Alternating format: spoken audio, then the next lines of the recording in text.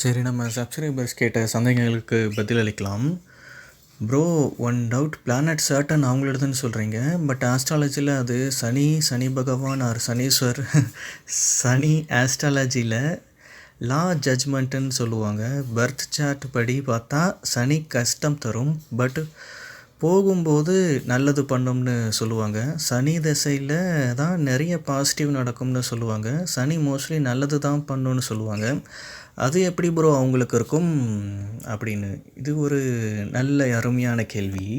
Bro, astrology planet positions, planet conjunction, ராககேது, குரு, சனி பயிற்சி, சாஸ்திரம் எல்லாமே நல்ல நேரம், கெட்ட நேரம், டெத் ஆனால் ஒரு டைம், இதெல்லாம் ட்ரூவா ப்ரோ?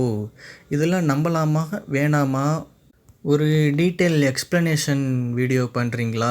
நிறைய பேருக்கு யூஸ் ஆகும் ப்ரோ. நீங்கள் ஒரு பாசிட்டிவ் வைப்ரேஷன் ப்ரோ. சரி, எக்ஸ்ப்ளனேஷன் பண்ணுறேன். சரி, இப்போது இறைவன் அநேகனை எங்கே குடியிருக்காரு அப்படின்னா மனித உடம்புக்குள்ளார குடியிருக்காரு. மேலே இருக்கிற இறைவனுக்கு ஏக இறைவன் அப்படின்னு பேர். மனித ஆன்மாக்குள்ளார குடியிருக்கிற இறைவனுக்கு அநேகன் அப்படின்னு பேர். சரி, இறைவன் அநேகனாக மனித ஆன்மாவுக்குள்ளார குடியிருந்து, நான் உனக்குள்ளார குடியிருக்கேன், நீ என்னைய அடைஞ்சு என்னை நீ தரிசனம் பண்ணி வணங்கணும் அப்படின்னு சொல்லி இறைவன் மனிதர்களை பூமிக்கு அனுப்பி வைக்கிறார். ஆனால் பூமிக்கு வந்த மனிதன் என்ன பண்ணுறான்? இங்கே உள்ள மாயைகளில் மூழ்கி இங்கே பணம் சம்பாதிக்கிறது, சொத்து சேர்க்கறது, சொகுசாக சௌகரியமாக வாழ்கிறது தான் வாழ்க்கை அப்படின்னு தப்பாக நினச்சிக்கிட்டு இந்த உலகத்திலே உழன்று திரியிறான். இறைவனை நினைக்கவே மாட்டேங்கிறான். என்னடா அவன் பூமிக்கு போனவன் இன்னும் ஆலய காணாமல் நம்மளை அவன் நினைக்கவே இல்லையே அப்படின்னு இறைவன் பார்க்குறாரு. என்ன, இவனை நம்மளை தானே நினைக்க சொன்னோம், நம்ம தானே இவனை படித்தோம், நம்மளவே நினைக்காம இவன் சொகுசாக சௌகரியமாக வாழ்கிறது தான் வாழ்க்கை அப்படின்னு இப்படி நினச்சி இப்படி வாழ்ந்துக்கிட்டு இருக்கானே அப்படின்னு இறைவன் நினைக்கிறார். எனவே மனிதர்களுக்கு இறைவனை நினைவூட்டணும். துன்பம் கஷ்டத்தை கொடுத்தா தான் இவன் இறைவனை நினைப்பான், இல்லைனா இவன் நினைக்க மாட்டான் அப்படின்னு எல்லா கிரகங்களுடைய அந்த வைப்ரேஷனையுமே மனிதர்களுக்கு ஆப்போசிட்டாக இறைவன் மாற்றுறாரு. அதாவது நவ கிரகங்களில் வரக்கூடிய வைப்ரேஷன் இருக்குது இல்லையா, அந்த வைப்ரேஷன் தான் மனிதர்களுக்கு ஒத்துக்காது. ஒவ்வொரு வைப்ரேஷனும் ஒவ்வொரு விதத்தில் இருக்கும். அந்த ஒவ்வொரு வைப்ரேஷனும் ஒவ்வொரு விதமான சிந்தனைகளை நமக்குள்ளார ஏற்படுத்தும். இதனால் மனிதன் என்ன பண்ணுறான்? அந்த சிந்தனைகளுக்கு தகுந்த மாதிரியான செயல்களை அவன் செஞ்சு அவன் பலவிதமான கர்மங்களில் மாட்டி அதில் துன்பத்தை அடைஞ்சு அந்த துன்பம் மூலியமாக இறைவனை நினைக்கிறான். ஸோ ஆஸ்ட்ராலஜியில் சனி கிரகம் ஒருத்தவங்களுக்கு கஷ்டம் தரும் அப்படின்னு சொல்கிறது எல்லாமே அந்த சனி கிரகத்துலேருந்து வரக்கூடிய வைப்ரேஷன் தான் காரணம். அதை தான் ஆஸ்ட்ராலஜியில் சனி பயிற்சி அப்படின்னு சொல்லுவாங்க. சனி தசை நடக்குது அப்படின்லாம் சொல்கிறாங்க. 7 நாட்டு சனி அப்படின்லாம் சொல்லுவாங்க. பல பேரில் அழைக்கிறது எல்லாமே அந்த சாட்டர்ன் பிளானட்லேருந்து வரக்கூடிய வைப்ரேஷன் தான். வைப்ரேஷன் அப்படிங்கிறது நான் எதை சொல்கிறேன் அப்படின்னா அந்தந்த கிரகங்களுடைய ஈர்ப்பு சக்தி இருக்குது இல்லையா, அதுதான் காரணம். இப்போது இந்த வைப்ரேஷன்ஸ் ரெப்டிலியன்களை ஒன்றும் பண்ணாதா அப்படின்னு கேட்டால் அவங்களுக்கு பெரிய ஒரு தாக்கமோ பாதிப்போ இருக்காது. ஏன்னா ரெப்டிலியன்களோட ஆன்மாக்குள்ளார இறைவன் பிரவேசமாகவே இல்லை. அவங்களோட ஆன்மாவில் இறைவன் குடியிருக்கலை. ஸோ அதனால் ரெப்டிலியன்களால் இந்த மனிதர்கள் அடையக்கூடிய இந்த ஆன்மீக உச்சநிலையான ஜீவ சமாதி போன்ற மரணமில்லா பேரின்ப பெருவாழ்வு, பிறவா நிலை, இந்த மாதிரி நிறைய விஷயங்களை ரெப்டிலியன்களால் அச்சீவ் பண்ண முடியாது. மனிதர்கள் அடைகிற மாதிரியான ஆன்மீக உச்சநிலையை அவங்களால அடைய முடியாது. மனிதர்களால் மட்டும்தான் ஆன்மீக உச்சநிலையை அடைய முடியும். மனிதர்களால் அடைய முடிகிறதுக்கு காரணம் இறைவன் மனிதர்களை ரொம்ப விசேஷமாக படைச்சிருக்காரு. இந்த பிரபஞ்சம் எப்படி உருவாகியிருக்கோ அதே மாதிரியான கான்செப்டை மனித உடலுக்குள்ளாரையும் வச்சுருக்காங்க. மனித உடலுக்குள்ளார புதன் சுரப்பி, சந்திரன் சுரப்பி, வெள்ளி சுரப்பி, வியாழன் சுரப்பி, இந்த மாதிரி சுரப்பிகளெல்லாம் இருக்கும். அது எல்லாமே பார்த்தா ஸ்பேஸில் பிளானட் எவ்வளோ டிஸ்டன்ஸில் இருக்கோ அதே மாதிரியான ரேஷியோ வடிவத்தில் நம்மளோட சிரசுக்குள்ளார அமைஞ்சிருக்கும். தத்ரூபமாக இருக்கும். நம்ம ஸ்பேஸ் மாதிரியே நம்மளோட பாடியை அவ்வளோ தத்ரூபமாக அமைச்சிருக்காரு. அமைச்சது மட்டும் இல்லாமல் மனிதன்மாக்குள்ளார இறைவன் குடியிருக்காரு. ஸோ அதனால் மனிதர்களால் மட்டும்தான் ஆன்மீக உச்சநிலையை அடைய முடியும். ரெப்டிலியன்களால் இது சாத்தியமில்லை.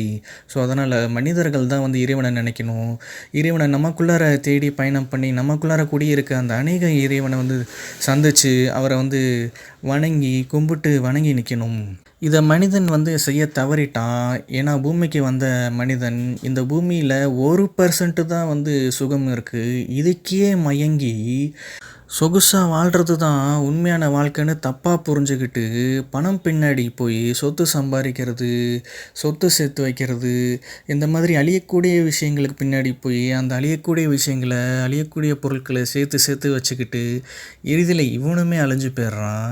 எனவே இதெல்லாம் பார்த்த இறைவன் என்ன பண்ணுறாரு, எங்கடா பூமிக்கு போனவன் ஆளே காணாமே, நம்மளை நினைக்க தானே சொன்னோம் அப்படின்னு இறைவன் என்ன பண்ணுறாரு, இந்த மனித இனத்துக்கு ஒரு தகுந்த பாடத்தை புகட்டுறதுக்காக எல்லா கிரகங்களுடைய வைப்ரேஷனையுமே மாற்றி மனிதர்களுக்கு தீங்கு செய்கிற மாதிரி வச்சுருக்காரு. ஏன்னா அந்த கிரகங்களுடைய வைப்ரேஷன் தான் மனிதர்கள் சிந்தனை மாறுறதுக்கும் காரணம். சிந்தனை மாறி பலவிதமான சிந்தனைகள் இவனுக்குள்ளார வருது. அது சம்மந்தமாக பலவிதமான செயல்களை செய்கிறான், பலவிதமான கர்மங்கள் ஆகுது. அதன் மூலம் மனிதன் துன்பத்தை அடைகிறான். அந்த துன்பம் மூலியமாக என்ன பண்ணுறான், கடைசியில் தான் இறைவனை நினைக்கிறான். இது இந்த முட்டாப்பையன் ஆரம்பத்திலே செஞ்சுருந்தான் அப்படின்னா இந்நேரம் லூசிஃபர் பூமிக்கு வந்திருக்க மாட்டாங்க, தஜ்ஜால் பூமிக்கு வந்திருக்க மாட்டாங்க. உலகம் பூரா இன்றைக்கி கலவரமும் போர்க்களமும் ரத்த வெள்ளமும் ஓடாது, இஸ்லாமிய நாடுகள் அடிச்சுக்கிட்டு சாக மாட்டாங்க. அப்போ மனிதன் பூமிக்கு வந்த உடனே பூமிக்கு வந்தவன் இறைவனை நினைக்க மறந்துட்டான், இறைவனை வணங்க மறந்துட்டான். இதுதான் அத்தனை துன்பங்களுக்கும் அஸ்திவாரமே. ஆரம்பத்துலேருந்தே இவன் ஒழுங்காக பூமிக்கு வந்தவன் இறைவனை தொட்டு வணங்கி அவரை உள்முகமாக கும்பிட்டு அவருக்கு பணிவாக பணிஞ்சு நின்று அவரை வணங்கியிருந்தான்னாவே போதும், இவ்வளோ துன்பங்கள் இன்றைக்கி வந்திருக்கவே வாய்ப்பே கிடையாது.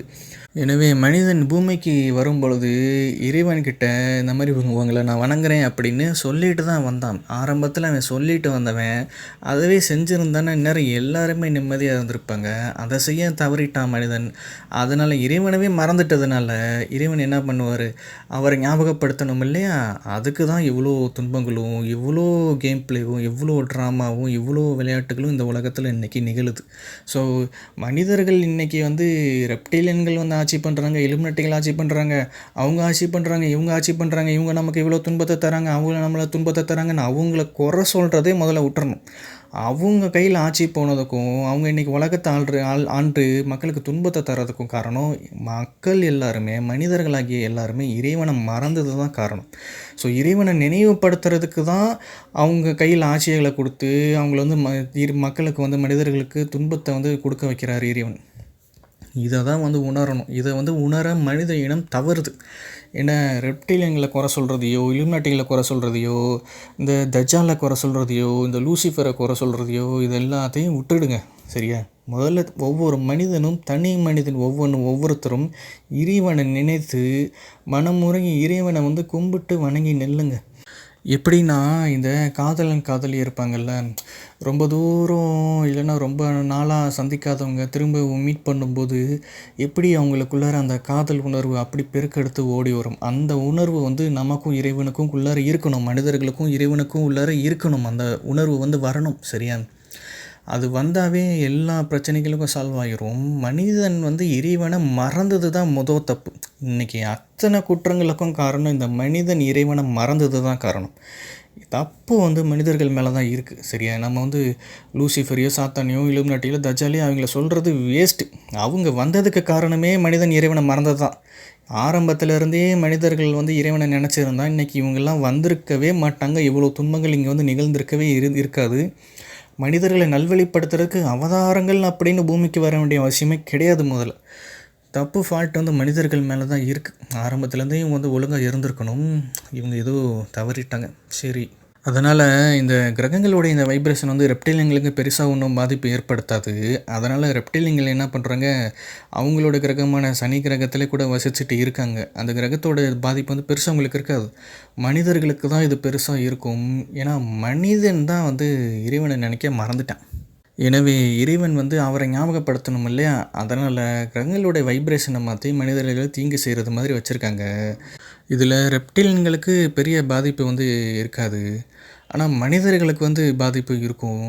இதை பற்றி தெரிஞ்சுக்கணுன்னா இன்னமும் இந்த ஜோதிட ஜாதகத்தை பற்றி இன்னமும் டீப்பாக ரிசர்ச் பண்ணணும். இன்னும் டீப்பாக நம்ம இப்போ பார்க்கலாம்.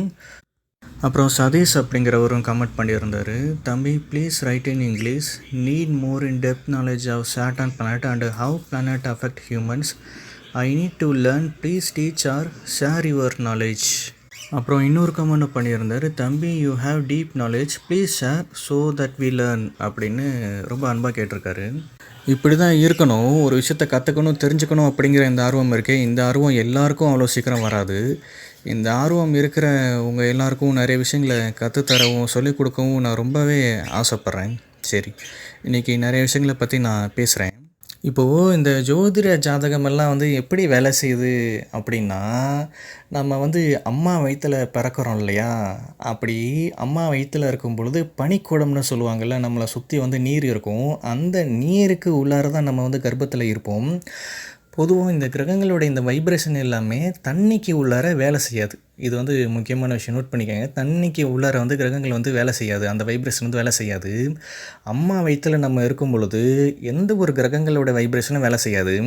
எப்போ அம்மா வயித்துலேருந்து வெளியில் நம்ம வரோமோ அந்த செகண்ட் இருக்குல்ல, அந்த செகண்டு ஸ்பேஸில் எந்தெந்த கிரகங்கள் எந்தெந்த இடத்துல இருக்கோ அந்தந்த பொசிஷனில் இருக்கும் இல்லையா, அப்போது கிரியேட் ஆகிற அந்த வைப்ரேஷன்ஸ் எல்லாமே நம்மளுடைய பாடி வைப்ரேஷனாக இருக்கும். சரியா? அந்த டைமில் தான் அந்த வைப்ரேஷன் தான் நம்மளுடைய பாடி வைப்ரேஷன். எனவே சம்மரில் பிறக்கிற குழந்தைங்க மழை காலத்தில் வீக்காக இருக்கும். அந்த மழை கால கிளைமேட் அதுங்களுக்கு ஒத்துக்காது. மழை காலத்தில் நோய் வரும், டிசீஸ் வரும். மழை காலத்தில் பிறக்கிற குழந்தைங்களுக்கு சம்மரில் ஒத்துக்காது. சம்மரில் அந்த குழந்தைங்களுக்கு காய்ச்சல் வரும், டிசீஸ் வரும், நோய் வரும். எனவே அந்தந்த வைப்ரேஷன் தான் அந்தந்த குழந்தைங்களுக்கு செட் ஆகும். அதுக்கு ஆப்போசிட் வைப்ரேஷனும் ஆப்போசிட்டு தட்பவெட்பநிலையோ இருந்தால் அந்த டைமில் அவங்களுக்கு நோய் வரும். அந்த அந்த தட்பவெட்பமோ அந்த வைப்ரேஷனோ அவங்களுக்கு ஒத்துக்காது. எனவே அம்மா வயித்துலேருந்து வெளியில் வந்த அந்த செகண்ட் இருக்குது இல்லையா, அப்போது கிரகங்கள் எல்லாமே கண்டினியூவாக நகர்ந்துக்கிட்டு தானே இருக்குது. அந்த கிரகங்கள் நகராமல் அதே இடத்துல இருந்தது அப்படின்னா, அந்த வைப்ரேஷனோடயே நம்ம வாழ்ந்துக்கிட்டு இருந்தோம் அப்படின்னா, நமக்கு அழிவு அப்படிங்கிறது கிடையாது. இது எப்படி சாத்தியம் அப்படின்னா, அம்மா வயித்துலேருந்து வெளியில் வந்த அந்த செகண்டு ஸ்பேஸில் எந்தெந்த கிரகங்கள் எந்தெந்த இடத்துல இருக்கோ, அந்தந்த கிரகங்கள் உண்டாக்குற அந்த வைப்ரேஷன்ஸ் இருக்கு இல்லையா, அதுதான் வந்து நம்மளோட பாடி வைப்ரேஷனாக வந்து நமக்கு வந்து அடாப்ட் ஆகிடும். எனவே நம்மளோட பாடி வைப்ரேஷன் அதுவாக அடாப்ட் ஆன பிறகு அந்தந்த கிரகங்கள் வந்து இயங்கிக்கிட்டே இருக்கா, சுற்றிக்கிட்டே இருக்கா, ரொட்டேஷனில் வந்துக்கிட்டே இருக்கா, ரொட்டேஷனில் வர வர நகர நகர ஸ்பேஸோட வைப்ரேஷன் வந்து வேரி ஆகிக்கிட்டே இருக்கா, அதாவது வேறு வேறு வைப்ரேஷன் வந்து விண்வெளியில் வந்து நிகழுதா, அப்போது நம்மளுடைய பாடி வைப்ரேஷன் ஒன்றா இருக்குது, ஸ்பேஸோட வைப்ரேஷன் ஒன்றா இருக்குது. அந்த ஸ்பேஸோட வைப்ரேஷனுக்கு தகுந்த மாதிரியான சிந்தனைகள் வந்து நமக்குள்ளார வந்து வரும். இப்படி தான் நம்ம பிறக்கும் பொழுது சனி கிரகம் வந்து ஒரு இடத்துல இருந்திருக்கும். நம்ம வளர வளர வளர அந்த சனி கிரகமானது பார்த்தா வேறு வேறு இடங்களில் வந்து வந்து நின்றுருக்கும். அப்படி பிறக்கும் பொழுது எந்த இடத்துல இருந்ததோ அந்த வைப்ரேஷன் தான் நம்மளோட வைப்ரேஷன்.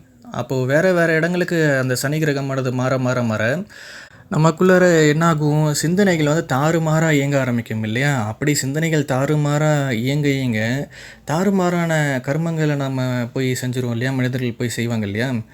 அதன் மூலம் கிடைக்கக்கூடிய அந்த கர்ம விளைவுகளோ, அதன் மூலம் கிடைக்கக்கூடிய துன்பத்தையோ தான் சனி பகவான் கஷ்டம் தராரு, சனி பகவான் கஷ்டம் தராரு அப்படின்னு ஜோதிட ஜாதகத்தில் கூறப்பட்டிருக்கு.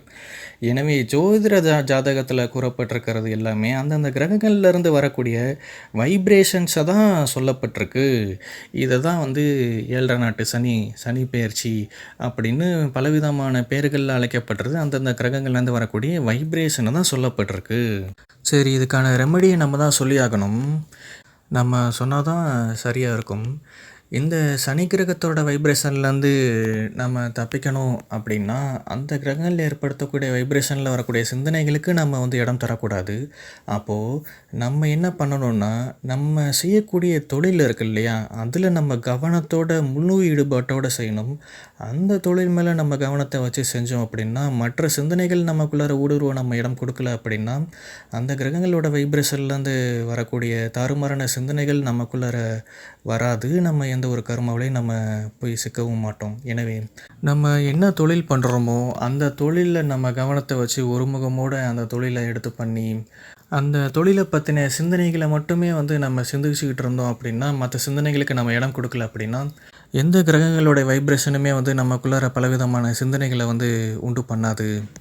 எனவே நீங்கள் எல்லோரும் என்ன தொழில் பண்ணுறீங்களோ அந்த தொழிலில் நீங்கள் எல்லாமே ஃபுல் ஃபோக்கஸ்டாக இருந்து மற்ற சிந்தனைகளுக்கு இடம் கொடுக்காம அந்த தொழிலை பற்றின சிந்தனைகளவே வந்து சிந்திச்சுக்கிட்டு இருந்தோம் அப்படின்னா, மற்ற கிரகங்களோட வைப்ரேஷன் வந்து நமக்குள்ளார எந்த பாதிப்பையுமே வந்து ஏற்படுத்தாது.